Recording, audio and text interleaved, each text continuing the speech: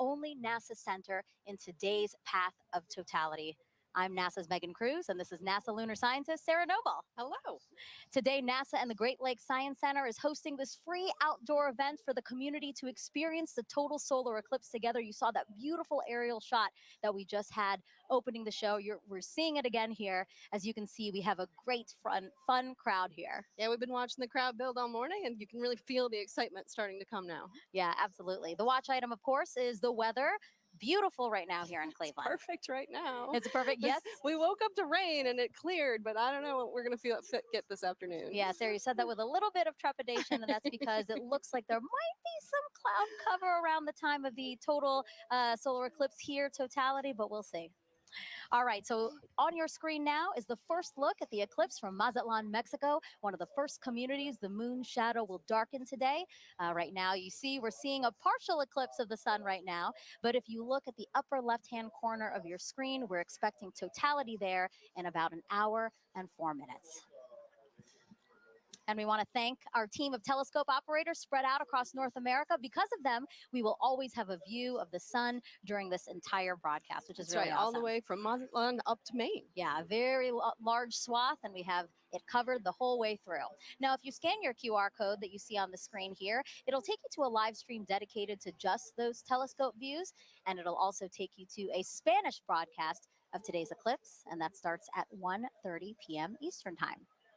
And Sarah, as you know this, all of the telescopes used for this broadcast have special filters on them, and those protect the operator's equipment and also the operators themselves, because if you view the eclipse without the proper protection, then it can severely damage your eyes. Yeah, that's right. We want everyone to enjoy the eclipse today, but we want them to do it safely. Right. So how do you do that safely? Well, you should be shielding your eyes with eclipse glasses like these.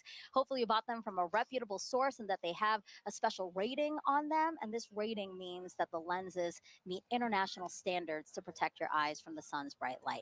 But Sarah, you can remove the glasses during totality. That's correct? right. If you're lucky to be in the path of totality, you can, for those, that short amount of time that you're in 100% totality. 99% totality doesn't cut it. Right, exactly. 100%, nothing less. Now, if you don't have eclipse glasses, you can enjoy it indirectly with tools like pinhole projectors.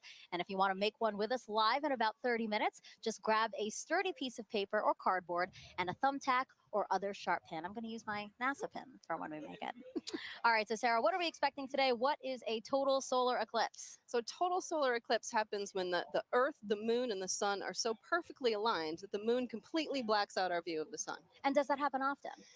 Actually, somewhere in the world, there's an eclipse about every 18 months or so, but like in any particular place, it's a pretty rare event. Yeah, I mean, specifically here in Cleveland, the last time Cleveland had a total solar eclipse, get this, 1806. Wow, that's remarkable. So quite a long time ago. Yeah. Once in a lifetime opportunity.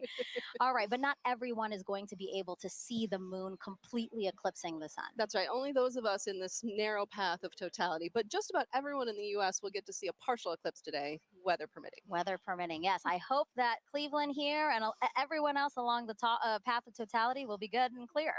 Okay, so let's take a look at today's path of totality. It passes through parts of Mexico, 15 U.S. states, and southeastern Canada. There's an estimated 32 million people who live along the path, and not to mention the tens and thousands of people who travel to somewhere along it as well, like us. You're from D.C. and I'm from Florida. I feel very lucky to be able to get to travel to see this one. Yeah, absolutely. And we're going to have live reports from our correspondents spread out across the path, all excited to share this event with you. Some recognizable locations in between: the Indianapolis Motor Speedway, home of the famous Indy 500, and then also Niagara Falls, where officials expect up to 1 million visitors. Look at our team there waving at you. Happy to see you guys, and we'll hear from you soon. Okay, so again, we will hear from those correspondents, but also on our broadcast, a live interview with astronauts on board the International Space Station. Sarah's already ready. So excited. She's ready, because that's going to be obviously a unique place to witness today's celestial event, so we'll talk to them about that. We're also going to explain some of the science NASA will conduct during the eclipse and why that's important to you. And if you have questions about today's cosmic alignment, use the hashtag Eclipse to send those in wherever you're watching us. We already have some questions from some kids. Excellent. And a celebrity. I can't wait to surprise you with who that is. All right, in addition to NASA's Eclipse event here, there are plenty more in communities across the country. So why don't we take a look at some of them now? All right, so this is the California Academy of Sciences. That's a beautiful place to witness. Wow, it looks like they have great weather today. They're only going to get a partial eclipse there, but still, that is more than enough reason to get outside and enjoy some time with your friends and family. Waco, Texas, people have their seats. They're ready to go. They're all comfortable. I see some coolers there. Oh. And this is the Adirondack Sky Center. They have a big field for people to be, a couple of days ago, we saw the same field. It was covered in snow. So I'm glad they have a nice place to sit. Exactly. And Kennedy Space Center, the famous rocket garden that we have at the visitors complex there, that's also a cool place to watch a partial eclipse. Yep. Yeah. And then lastly, the Mentor Civic Amphitheater, a nice big field again to take a look out into and enjoy today's event. I'm sure that'll fill up soon.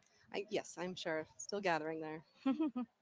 All right, very much a party atmosphere we've seen in some of those watch parties, and especially here, again, the music, the exhibits, all the things happening here kind of reminds me of a sporting event, So because of that, I'm going to ask you, who's the GOAT today, right? Is it the moon, is it the sun, or is it the earth?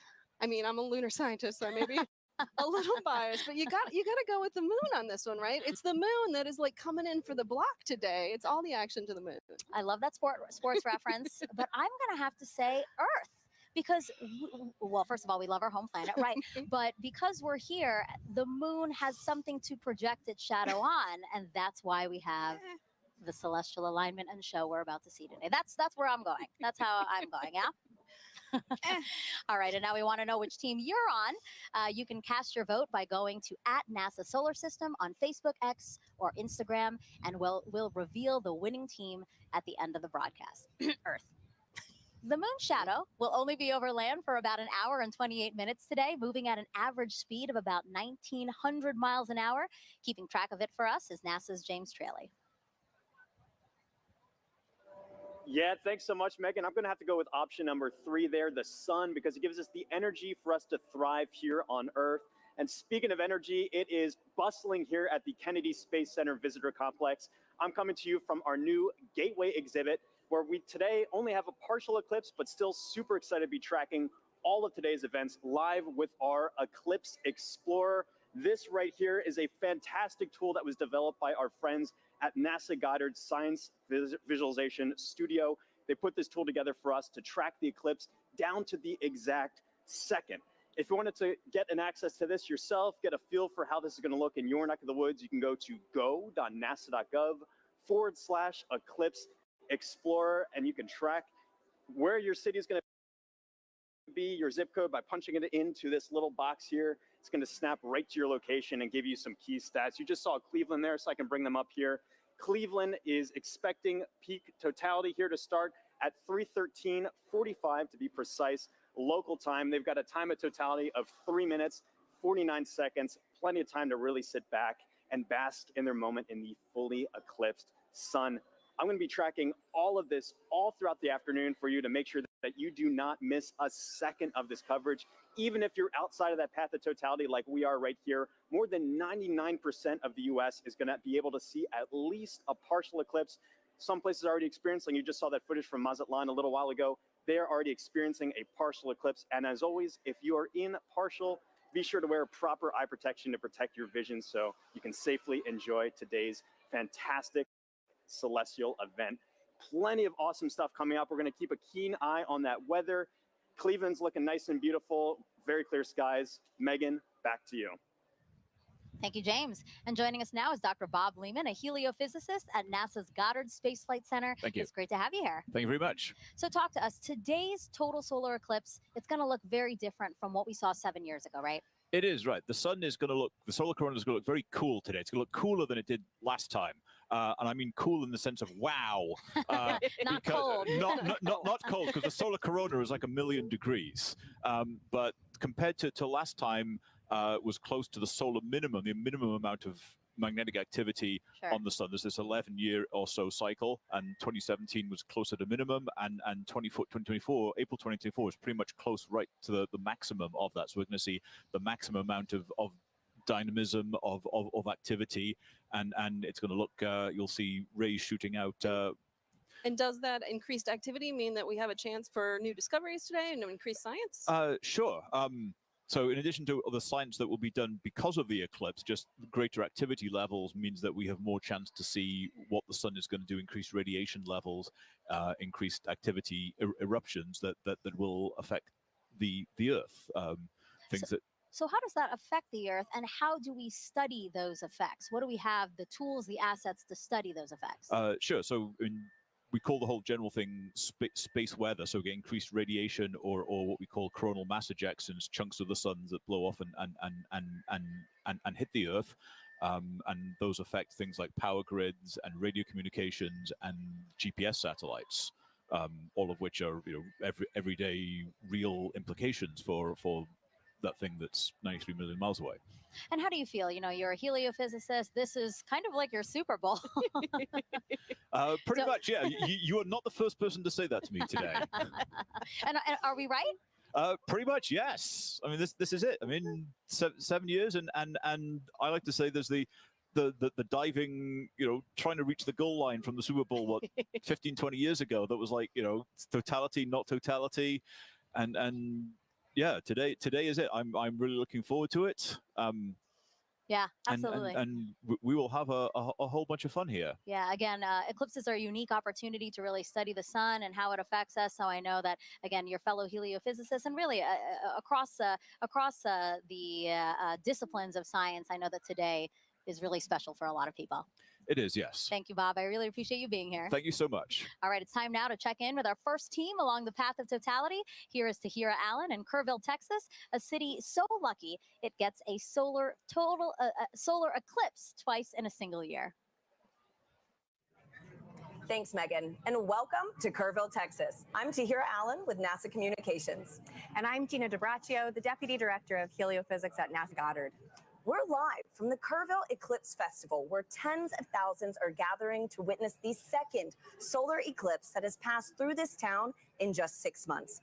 Now, this is incredibly rare, and people have traveled from all over the world to share in this spectacular moment right here at the crossroads of the eclipse. Now, Gina, we were lucky enough to be here last year for the annular solar eclipse. How does it feel to be back? The annular was such a spectacular experience, but I'm already feeling even more energy today, and It's I'm like so double excited the crowd. to be here. It is. Yeah. No, and we have a full day of celebration in store. The town really turned out for this event. This morning we heard from the mayor, and we are surrounded with food and shopping and different activities. I think I saw the Texas State Astronomy Club here giving out free telescope viewings. So it's just a really, really special moment for people to come together and enjoy this celestial event. It's right to hear it. And we had some cloud coverage today. It's looking to be pretty good. It's going back and forth. So, fingers crossed. Regardless of how this turns out, we have live music and dancing afterwards, so it's going to be a good day. Absolutely. And this is going to be my first total solar eclipse. Awesome. And so last year was incredible with the annular. Folks, if this is your first total solar eclipse, let us know in the comments wherever you're watching. We'd love to hear it. So this is also a good time to remind everyone that it is not safe to look directly at the sun without specialized eye protection for solar viewing. Now that is except during the brief phase where the moon is completely covering the sun, and that will only be for those in the path of totality. Now we have a special guest that you might recognize popping in to share some important tips to make sure you stay safe during today's events. Hi, eclipse enthusiasts. Lance Bass here, and I want to tell you how to protect those eyes and stay safe during a solar eclipse. During these celestial events, the sun, earth, and moon are in sync, creating solar eclipses. You can look directly at the sun during a total solar eclipse, but only when it's completely covered by the moon for a brief period known as totality. This is a really special moment. At all other times, you should wear eclipse glasses so that you don't say bye-bye-bye to your vision. Seriously. And eclipse glasses are not the same as regular sunglasses. No, they're not. Safe solar viewers are thousands of times darker and will have a specific certification that you should look for right here.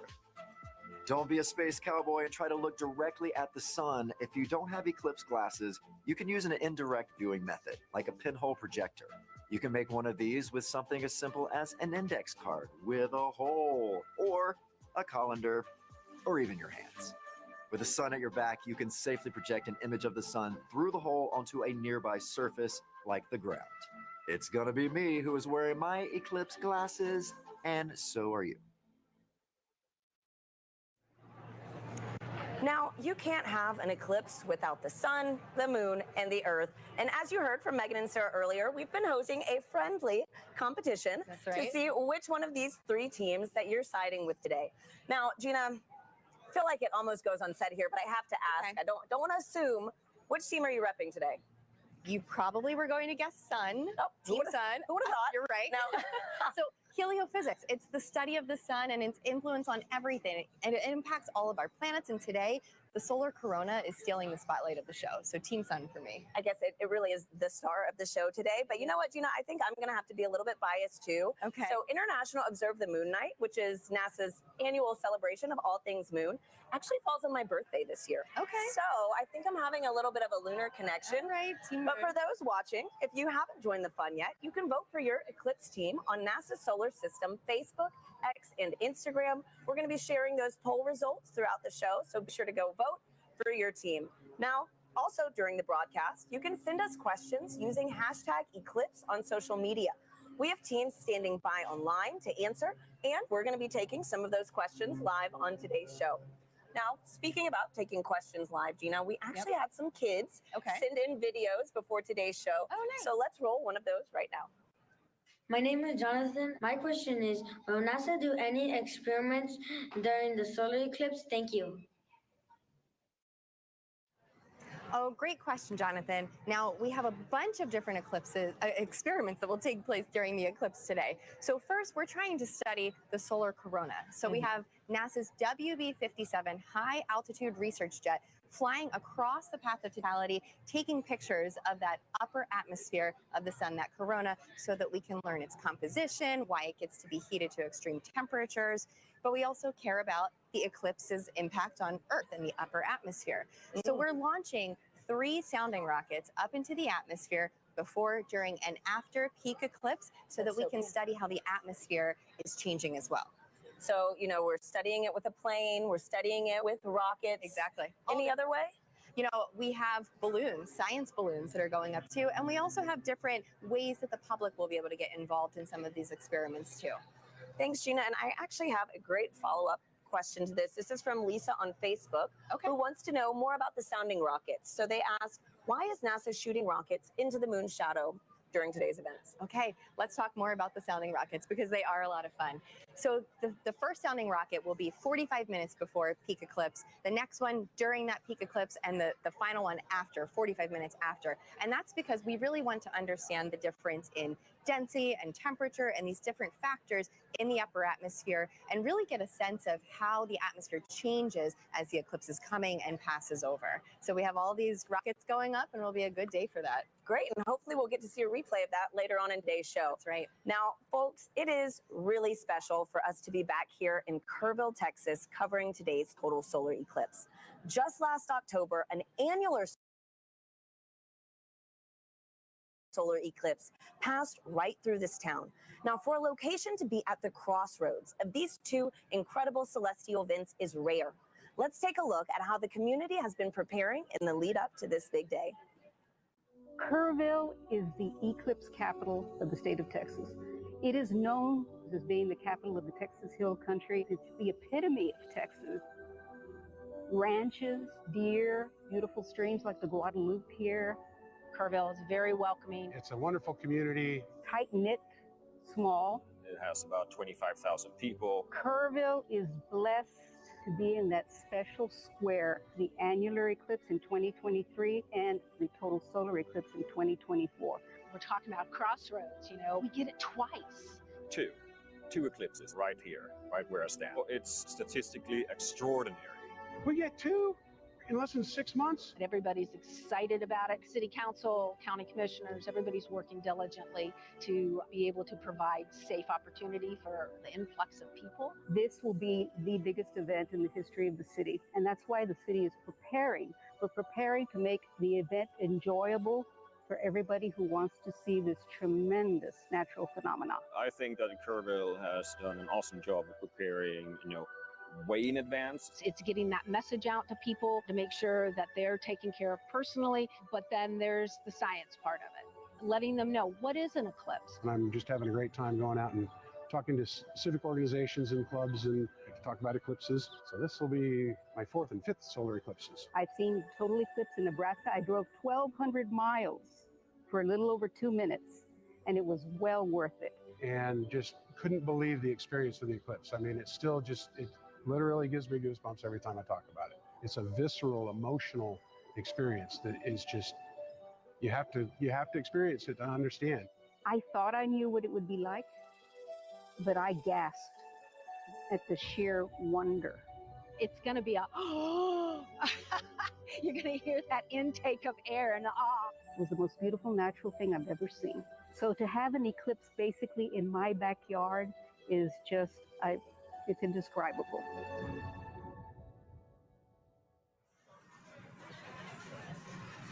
We're here now with Catherine Troach, a telescope operator with the Night Sky Network, who is giving us these high-definition views of the sun that you see in your screen right now of the eclipse over Kerrville, Texas. Kat, thank you so much for being here with us. Thank you so much for having me, and let's thank the weather for cooperating finally. Right? Oh my goodness. Thanks, Kat. And so I'm looking at the telescope feed that we have, and we have first contact now here in Kerrville. Yes. Okay, so for people who want to become an amateur astronomer, what advice do you have? Where should they get started?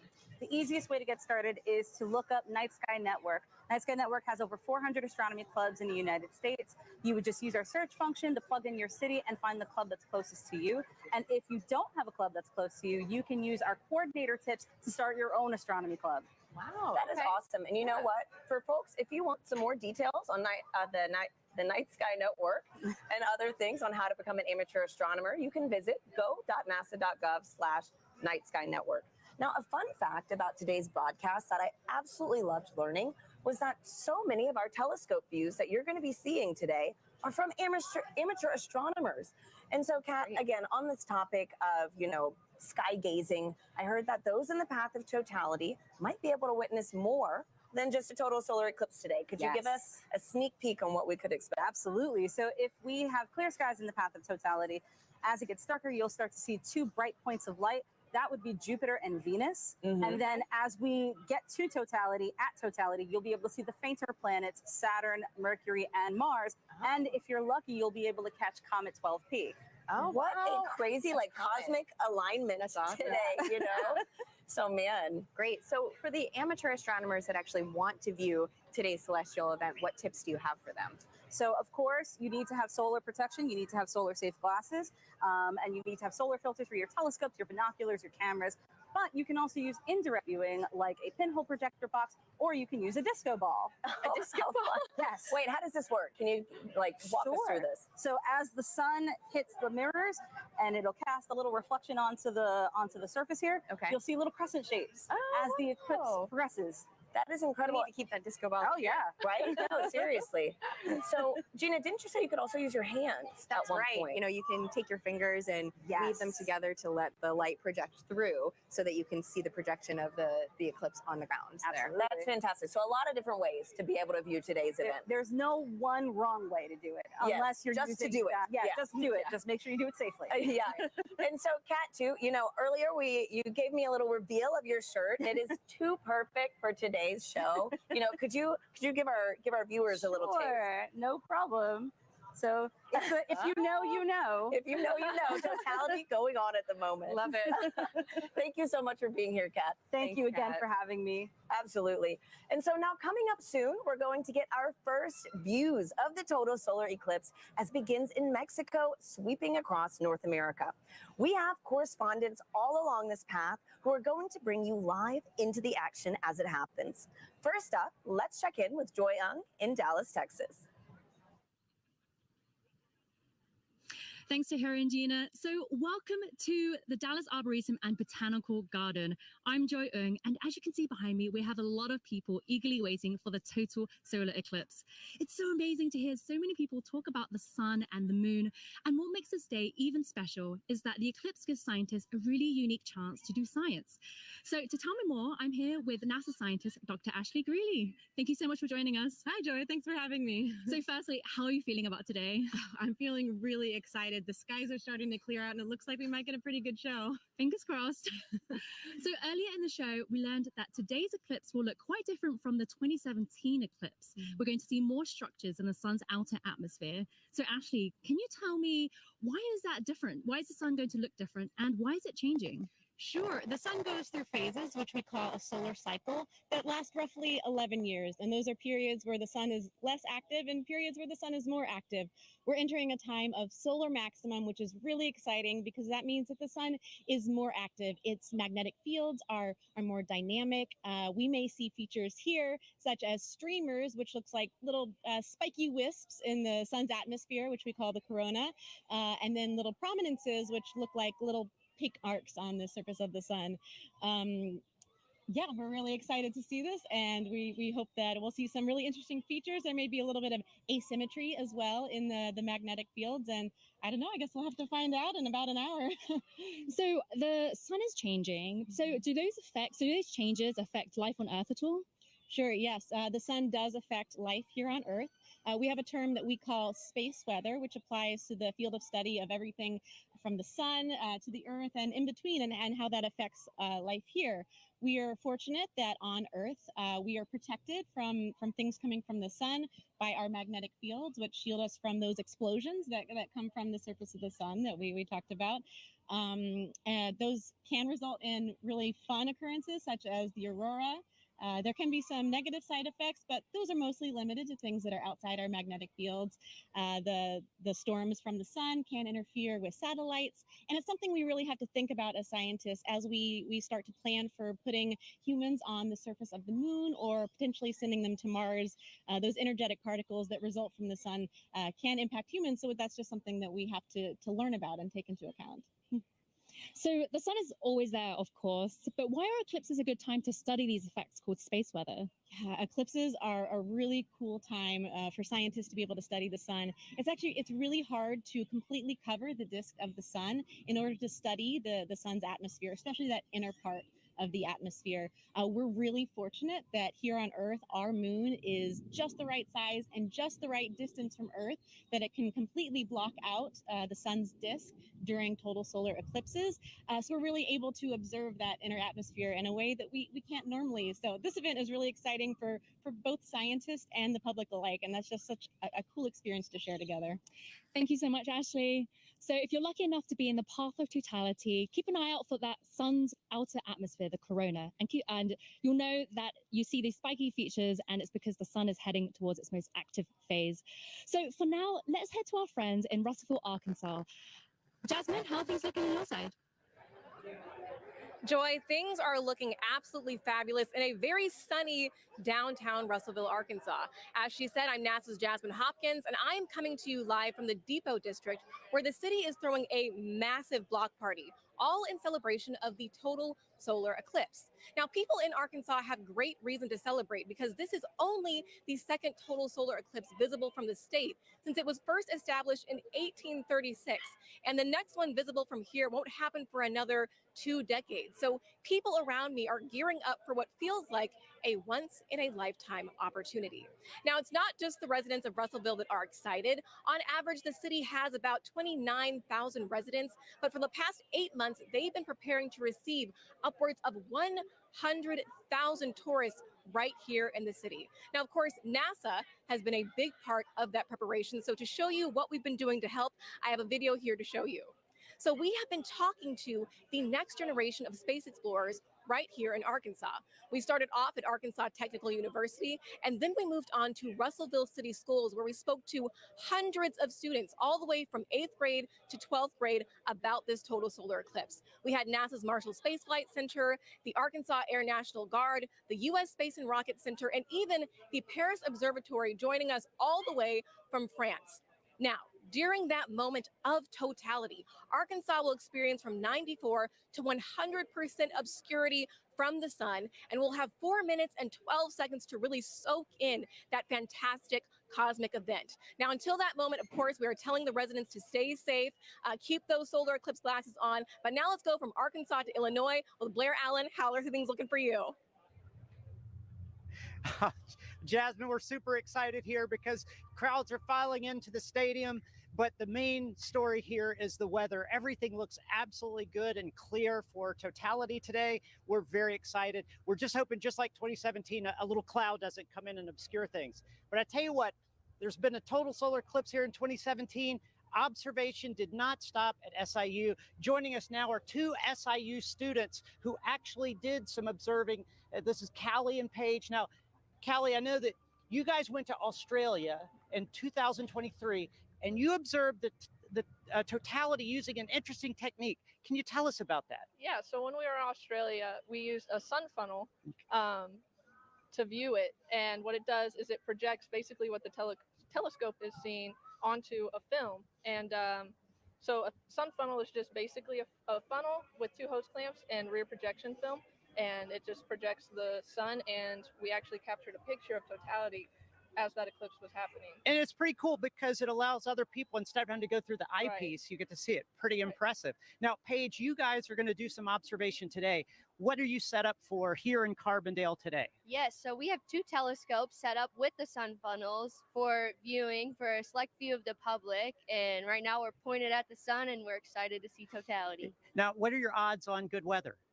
It's looking pretty good. I'm excited. Isn't that great? I'm so excited. I tell you what, one final question, because I know you're experts with solar safety, but Team Earth, Sun, or Moon? We're both Team Moon. Team Moon, Team Sun. I tell you, that's the best you're going to get, but we're all pro eclipse. Back to you, Tahira. Let's go Team Moon. So as you can see, folks, we've got a lot of exciting things in store all across this country, and that was only half of it. You're going to meet three more of our locations later on in the show. Now, Gina, we've got a ton of questions coming in online right now from our viewers. Yeah. How do you feel about some Q&A? Let's answer some. Okay, perfect. Let's do it. So our first question is from Fair Cerritos on Instagram, who wants to know, how can I help NASA? You can help NASA by participating in the eclipse. If you can see it today, go outside, enjoy the moment, or download the Globe Observer app. You can do that right now before the eclipse crosses your path. You need a thermometer, and you just record the local temperatures and the cloud coverage. Fantastic. Globe Observer app. So thank you so much, Gina, and thank you to everybody sending in those questions. We'll take some more later on throughout the show. For now, let's check back in with Megan and Sarah in Cleveland, who are standing by with an out-of-this-world surprise. Yes, quite literally that, Tahira, because we have a special treat for our viewers right now, joining us live in space, 250 miles above the Earth in the International Space Station. Everyone, please help us welcome NASA astronauts Jeanette Epps and Mike Barrett. Sarah, you've been waiting. I'm so excited. For this. Oh, there they are. Hello, everyone. Oh, Jeanette, Mike, thank you for joining us. It's a pleasure to join you guys, and I hope everybody appreciates NASA scheduling this eclipse to bring the world together. Yes, thank you so much to NASA, and thank you so much for joining us. Now, you guys will have 3 opportunities to view the moon's shadow over North America, and that last pass will give you guys the best views. And we hope to also share those live views with everyone here on this broadcast around 3:30 p.m. Eastern Time. Now, Jeanette, I have 2 questions for you. Are you looking forward to being one of the few people seeing today's total solar eclipse from space? And 2, I know your crew member, Matt Dominic, will use a camera with a solar filter to photograph the sun being eclipsed by the moon. Will you also be taking photos of the celestial alignment?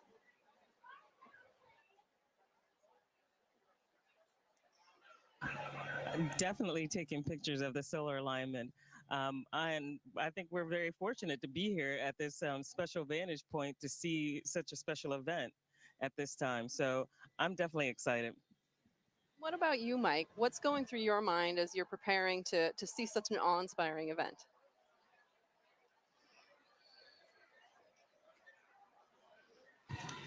Well, admittedly, I'm a bit of an eclipse junkie.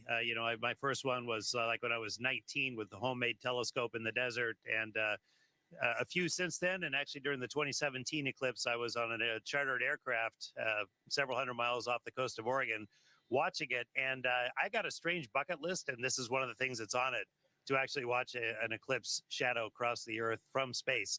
So I'm ecstatic to see this box gets checked and just to see this amazing thing from up here.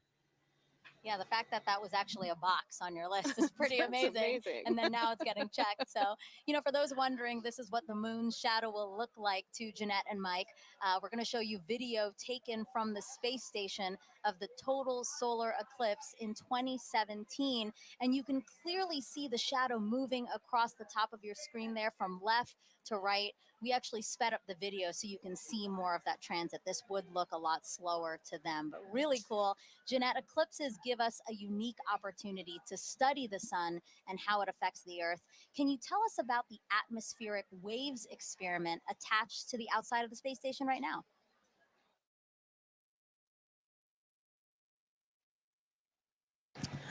Sure. We have an atmospheric wave experiment that's going on now, and what it looks at are these atmospheric gravity waves. And these waves transport energy and momentum up through the climate system. So with the imager on the atomic wave experiment, we're going to look at how these atmospheric gravity waves impact our Earth's climate, how it can impact our space and global and all of our comms, how it can affect our navigation system. And so over the next 2 years, researchers will use an infrared imager to look at the global distribution of these waves as well as their characteristics.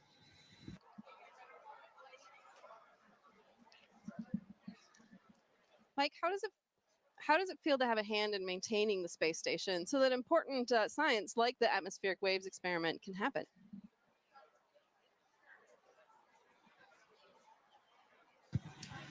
Well, of course, the main reason we're up here is actually to conduct that science. We maintain the station to keep this platform what it should be, what it was built to be, which is a vibrant laboratory, which covers so many different disciplines on the inside and the outside, like the gravity waves experiment.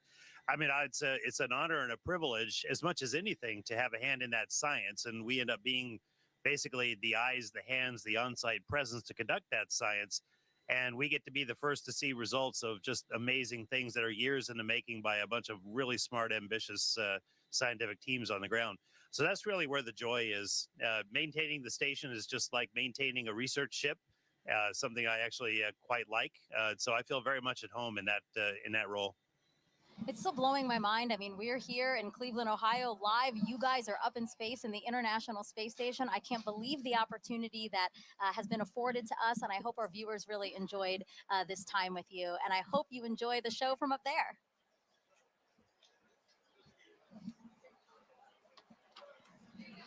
All right. We have, but we do want to close by saying, first of all, we really enjoy being here, but everybody stay safe. And use the simple means to protect your eyes as you look at the eclipse, as Jeanette and I are modeling here, which makes us blind as a bat on the inside, but solar protected on the outside. So we encourage everyone to do the same. Really great advice from both of them. Thank you so much. both. Sarah and I have our glasses, That's right. and we're We are ready to ready go. too. Also blind if we don't do this. All right, again, Jeanette, Mike, thank you so much. And we actually have some time to take questions from the audience. We have #Eclipse. That's how you can send questions to us. So let us take a video from another curious kid we have watching. Hi, my name is AJ. My question is, why will we not see a total eclipse in California? Thank you. That's a great question, Adrian. So we only a precious few today are going to get to see a total eclipse because the moon is so much smaller than the Earth. It only casts a very narrow shadow. But still, even in California, you're going to get to see a partial eclipse, and that is still a really cool event. So I do encourage you to get out there and see it for yourself today. Yeah, absolutely. So again, #Eclipse. Wherever you're watching us, drop that in the comments, and we'll try to get to as many questions as we can on the show. Okay, so we have obviously people celebrating with us online and at events across the country. So why don't we check out some of those events again now? Waco, Texas again. People look very, very comfortable in their camping chairs and spread out on picnic blankets. Yeah, look like they're having a good time. Yeah. A few clouds. A few clouds, but again, they have some time there before. Kennedy Space Center, they will see a partial eclipse. We have some people walking around the Rocket Garden. Oh, it looks like they have beautiful weather there. California Academy of Sciences, yes, they do. They have clear skies. We're very, very jealous over here. And then the Mentor Civic Amphitheater that's starting to fill up. Exactly. There were fewer people when we checked in ago, but now lots of people there and lots of people at the Adirondack Sky Center. I wish I could wave and say hello. They look like they're getting ready for some stuff though. Yeah, absolutely. They got a Again, the little time to snow wait. cleared out because Yeah. there was snow over the weekend, but now it looks like a beautiful, probably still crisp day there for them. Okay, and now we're back here with astronaut Steve Bone, who's looking around, taking in the sights, Steve. I am. see. It's just an amazing amount of people. It's really cool to see. Yeah, it's really- absolutely. you can feel the energy. And it's really beautiful. cool that you're here. So Steve is here because, you know, obviously, as we've been saying throughout the show, you really should have these glasses to safely view the eclipse. But if you don't have glasses, that's why Steve is here. So Steve, I see that you brought some supplies for us. I did, and I have a little bit for everybody, and we'll see how we can do here today. All right. So this is like a pinhole viewer, and so it's basically a pinhole camera. I don't know if you ever had to do that when you were a kid. Is make a little camera by basically poking a hole in a piece of paper, Okay. and then using that to focus onto a screen. Okay. And so we all have pins here, I guess. Yes. So we have a paper plate, we Yeah, have eclipse pin. index card, and we have pins. And I have my Crew 6 pin. Nice, nice. All right. So what do we do, Steve? Basically, all you have to do is poke a hole in the cardboard, Okay. and the sides of the hole will determine the focal length, the focal distance of your viewer. And it Okay. has to be big enough that the light will come through. And it's sometimes hard to do if we don't have like direct sunlight. So you want to make sure you have a big enough hole. I think Okay. that'd probably be enough. Yeah. And then what you'll end up doing, if we had the sun, you could basically over your shoulder, don't look at the sun. Sun behind us. Sun behind us. Yes. And so you hold this up, and you'll that. see, you can actually get, there it is. I can see. We do see it with the lights, the studio Yeah, lights. you only need a little bit, and then depending on how far in and out you move it, and the size of the hole, that gives you your focal length, Got it. just like a lens. And basically, like we're saying with the studio lights, if something were to pass over the studio lights, that same shadow essentially would be would be projected through Absolutely. the index card right now. That's how you safely watch it. That is a good, safe way to watch it. There's a lot of other ways to see it as well. I know And, that. Oh. I have that. I'm prepared. Colander, right? Yeah. So that's a lot of fun because if you're in an open area like this today, and you don't have your glasses or you just want to see something really cool, again, put it over your shoulder and hold it. You'll get a big array of all those little eclipses happening on the ground below you. Yeah, actually, I think we have a picture of that. I'd love to see that because really it is Yes, a very, pretty. perfect. Look at Yeah. that, Steve.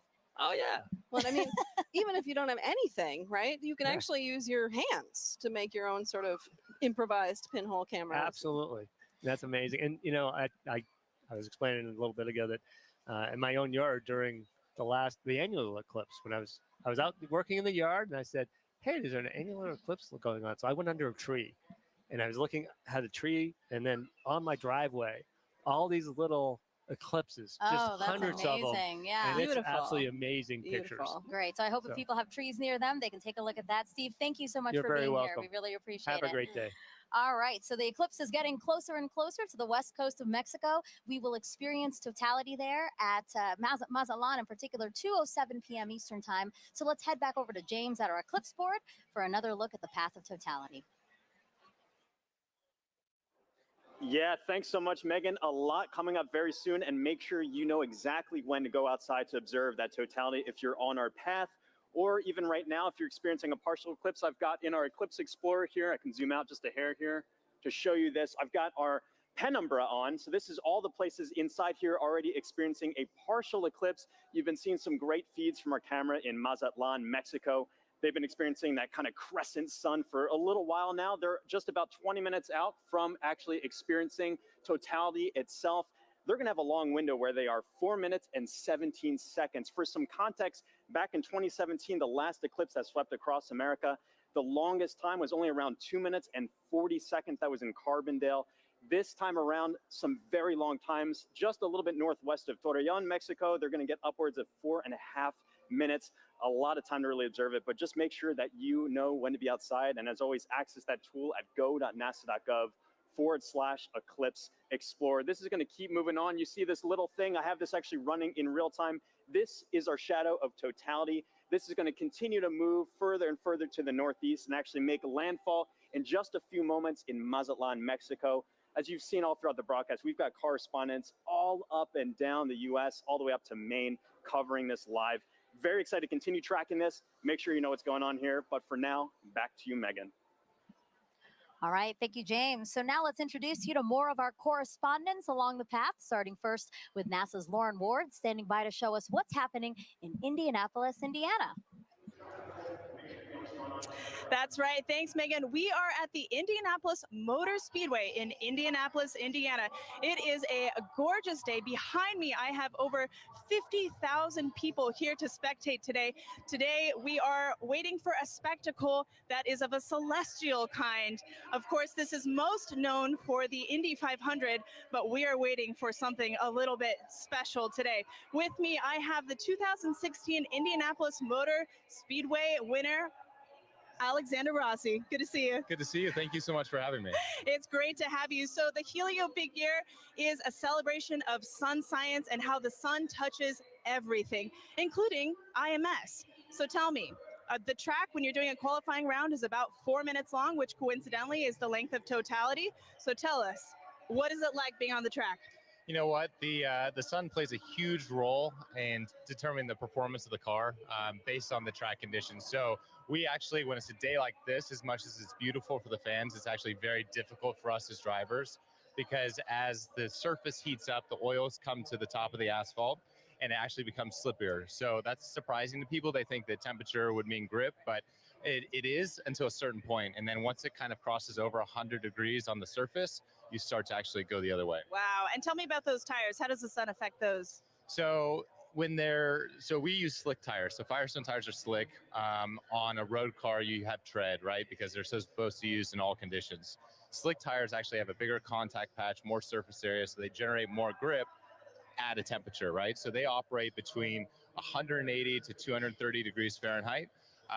Again, the sun is good until a point. When they go over that 230 degree mark, you start to lose that grip again. Ooh, all right. Well, we have a little competition going on today. We're trying to determine whose big day is it? Is it the sun's, the moon's, or the earth? So my question to you is, are you team sun, team moon, or team earth? That's a hard one, but I'm going to go Team Earth. You know, I just think we're so lucky, especially today with the people that are around us here to be able to witness what we're about to see. Go Earth. Go Earth. You heard it here first. All right, guys, thanks. We'll be back here. Daryl in Niagara, over to you. All right, thank you very much, Lauren. Just 500 miles northeast of you. We are here at Niagara Falls, right next to the Niagara River. This is a special location for a lot of people because it is a once-in-a-lifetime opportunity to see a natural wonder set against a celestial one, the solar eclipse. And so let's talk first of all about the natural wonder. And it all starts right here. Look at this massive river and the amount of water that's moving through here. 500,000 gallons of water, 500,000 bathtubs actually going over the falls at every 60 seconds. It's tremendous, the flow here. It interacts with the air, it hits the rocks, and it also, you know, it flows up a mist column that is omnipresent. This is always here. So one of the things that eclipse watchers want to see is, how does it interact with the light? Will we have a pink rainbow because only prominences from the sun will be seen and they're pink? We'll have to see about that. One thing we do need is a little bit better cloud clearing around here because we do have some cloud cover. But that's okay. People who have gathered here are excited and they're hopeful that it will clear. Who's here? Well, I want to show you our camera from about 500 feet away. Look at all my friendly eclipse watchers. Are you guys ready for an eclipse? Yeah! Whoa, I love the energy. We could use this energy to blow the clouds out of here. As our camera backs out, you're looking at Terrapin Point, and this is the lawn here. It's roughly the size of a football field, and everybody who's here, a lot of people came in at 6 a.m. this morning. They currently cut off the park from anybody from coming further into Goat Island here. So this is the max capacity that we're at right now. It's that popular. Over to the other side, our friends from Canada. Look across the river gorge, about 1,000 feet away. Niagara Parkway is lined with people. So it's a beautiful shot over there, and we really appreciate our Canadian friends who have joined us. Now, this isn't just about the solar eclipse. We've been here for the past week, and we were at locations all across Niagara Falls, 12 to be exact. Take a look at this video. crowds of people packed the Niagara State Park Welcome Center, where Commander Munikin Campos, the mannequin who flew around the moon during the Artemis 1 test flight in 2022, was on display. Our partners at the Canadian Space Agency sent kids virtually to space all week long. And NASA experts from the Kennedy Space Center gave presentations and talks at places like the Niagara Aerospace Museum and libraries across the area. The outreach was a huge success, with thousands of people participating in the events and passing through our exhibits. And we just want to thank everyone who came out to see us at all our locations, and we hope you left a little inspired about space exploration and a little wiser about all NASA's missions. Okay, coming up, we've got a very special guest for you who's going to share the eclipse with us, CSA astronaut Jeremy Hansen. He's going around the star today, the moon. Not the star, the sun, the moon, the star of the show, I should say. He's going to be here. He's interacting with the public. We're going to get his thoughts on totality along with everybody else who is here. And we're pumped and excited. Right, everybody? We ready for the eclipse? You can hear the excitement. All right, now I'm going to send it 800 miles to the northeast to my colleague, Angelique Herring, who is in Holton, Maine, where I hear you have some pretty good weather. Hello, Daryl, and welcome everybody to Maine. That's right, we do have some great weather. We are here in Maine, and actually we're about 3 miles away from the Canadian border and also about the last stop on I-95 North. So we're the northmost spot for today's eclipse broadcast, at least in the United States. And so hello from way up north. Now, just like Daryl said, we do have some excellent weather here in Maine today. We've been here for a couple of days, and it's actually been pretty wintry right up until about yesterday. We had snow, it was pretty cold, but you know what? Today, the sun is out, the skies are blue, and it's looking like perfect conditions for an eclipse, or as the Mainers would say, wicked good weather. Now, we're actually standing here in Market Square in Maine, and we are outside of the Temple Theater, where it has actually been in operation since 1919. Over the last 150 years of its operation, it's seen everything from silent films to burlesque shows, and today it's got a more celestial show with the eclipse. Now, the last eclipse to come through Maine was actually in 1963, and that eclipse is only visible for about a minute. In contrast, today's eclipse will be visible for at least just about 3 minutes or so. So everyone here is going to have a lot of time to take in the celestial show, really soak in the event. And the next eclipse won't be coming through Maine until 2079. So makes a lot of sense that we've got a lot of people here really excited to see this once in a generation opportunity and event. We're all excited. I know everybody here is excited. So we'll be here waiting for the moment that we've all been waiting for, the eclipse. With that, back over to you, Megan. Hey, thank you, everyone. It was really cool to see everyone along the path of totality. You can tell we're covering a large swath of land because everybody's in different kind of attire. You know, you have short sleeve shirts somewhere, and then you have like Daryl, who it looks very, very cold, and he does have some cloud cover. So I hope that it does kind of clear out for him. I feel like we've covered all of those levels of weather over the last day and a That's half. true here in Cleveland. So, but it's looking nice now, so that's great.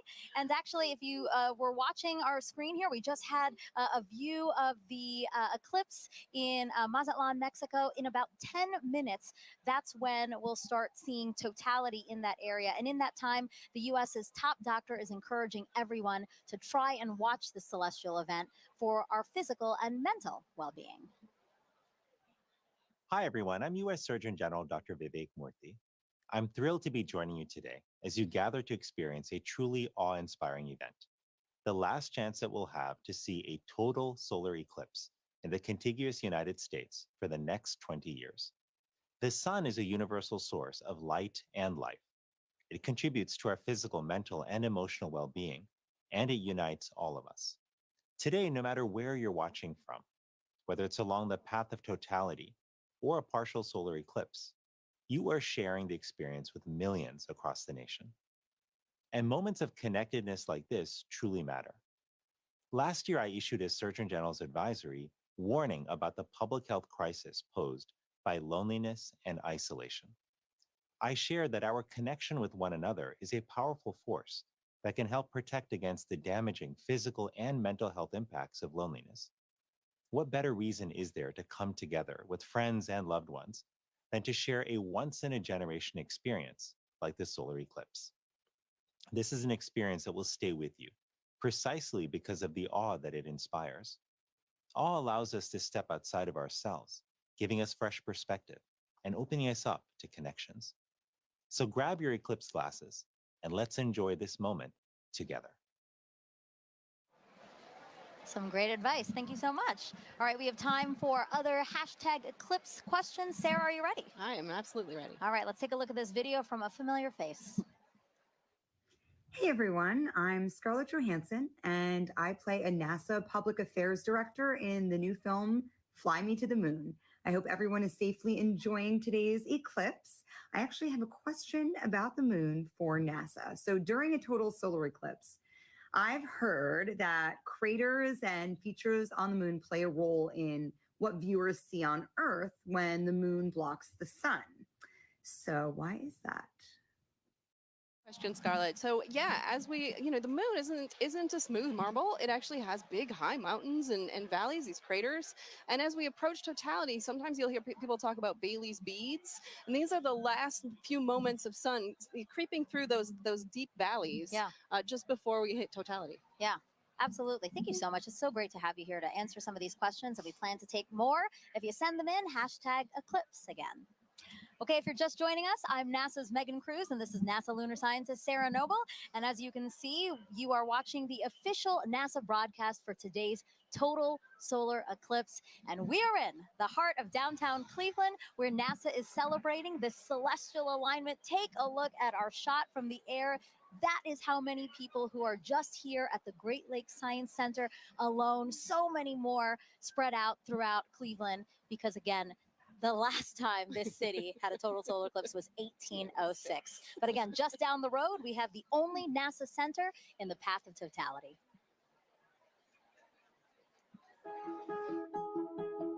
When it comes to NASA, I think a lot of people initially think of rocket launches in Cape Canaveral or astronauts floating above the Earth in the International Space Station. But there's a lot of research and engineering and testing that needs to happen before anything can fly. And we have those capabilities: supersonic wind tunnels, microgravity drop towers, vacuum chambers, and a research aircraft hangar. And that's why people from all over the world come to NASA's Glenn Research Center right here in Cleveland, Ohio. What we work on, power, propulsion, communications, you need it for anything that flies. We like to say the road to the moon goes through Ohio, and that's because our test facilities are crucial to advancing the Artemis program. Part of our vision for going back to the moon and establishing a sustainable presence is having a lunar gateway. A lunar space station can fly successfully around the moon and sustain astronauts there. And we are leading the program that's developing the power and propulsion element. NASA's Neil Armstrong Test Facility in Sandusky, Ohio. It's the only place in the world where you can test a full-size spacecraft for all the extreme conditions of launch and spaceflight. Right now, we have the Orion spacecraft. This is a spacecraft that actually went around the moon, but we're using it as a test article now to make sure that in the launch environment, that spacecraft is safe. When it comes to aviation, every U.S. plane has NASA Glenn technology on board, which makes your flight cleaner, safer, and quieter. And looking at solutions like electric and hybrid electric propulsion systems that will reduce or give us different ways of converting energy that are cleaner. Our center partners with a lot of community organizations to share NASA's discoveries or just get kids excited about science, engineering, technology, and math. I really enjoyed the VR experience. It was really cool to be able to sit like I was an actual pilot flying. I feel like I could potentially look into considering aerospace. We've also made it our mission to prepare Cleveland for the April 8th total solar eclipse. We demonstrated different types of hands-on activities for educators to share with their students, as well as the science behind a total solar eclipse. My favorite thing about Glenn is our people. Not only are they crazy smart, but they are genuinely good people. And we are literally part of almost everything NASA does. And so what's really great about being here is you're in the heart of it all. And joining us live is now NASA Administrator Bill Nelson. So great to have you here for this celestial event. Thumbs up. Thumbs Thank up from the you. Administrator. Now, Administrator, why are solar eclipses so unique, such a unique opportunity to study our sun? Because you have the alignment of three celestial bodies. and unique things happen when that occurs. And it has a profound effect here on Earth. Just think about it. The middle of the day, all of a sudden, it gets totally dark. And us earthlings are not accustomed to that, and nor are the other little earthlings. Right. All the animals. But it's also an opportunity for us to study much more one of those celestial bodies, and that's our star, our sun, and our star in our solar system. And we can find out more about that gaseous explosion that's coming out from the core of the sun when we can see it better. And we can see it better because we're not looking at the bright ball. You're suddenly looking at that corona, that mass of gases that are coming out from the edge of the sun. Right. And you don't have to be a scientist, right, to help to study this event, right? How do we get help from people across the country to help us study these things? Well, by asking them. Make a note of anything that you observe and then share that with us. All right, an administrator, we have to take precautions when viewing a solar eclipse. Remind everyone what we should be doing today. Okay, you've got some glasses. That's right. That's right. The glasses We're are all ready. absolutely essential. You want to put these on as it is starting to have that moon move in front of the sun, and we don't want you to damage your eyes. Right. Yep. And it's incredible. You put these glasses on in the normal sun of the day, you can't see a thing. Can't see a thing. But when you Yes. look at the sun, you will be protected. Administrator, thank you so much. We really appreciate your time here. And now we're going to head it back over to James at the eclipse board.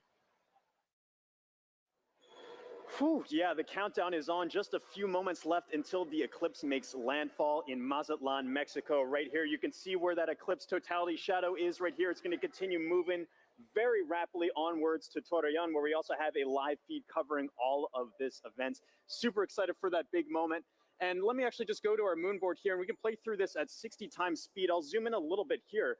And Scarlett Johansson had a question a bit earlier about the kind of rippling effect that we see of the eclipse shadow. When you first see this right here, at first glance, you might think it's low resolution or we're lacking some kind of information here. The inverse is actually true. This is actually incredibly high resolution, this shadow projection that we have, because of data that we've been gathering at our moon for more than 10 years, thanks to an orbiter called the Lunar Reconnaissance Orbiter. It's been mapping our nearest neighbor in incredible resolution, just really getting every single bit of valley or crater or mountain. All of those little imperfections on the moon are contributing to that shadow that we see rippling across the country. You're not going to be able to see that from the ground, but looking from space, you see that really cool effect of kind of the rippling there here. So let's just preview some things to come here. Mazatlan, they have that last little crescent sliver of sun. For now, if you're in that area, make sure you keep your glasses on until that sun is completely blocked out by the moon. That's going to be in just a few moments. You're going to have a long duration there, 4 minutes and 17 seconds. That sounds like a lot of time, but it's going to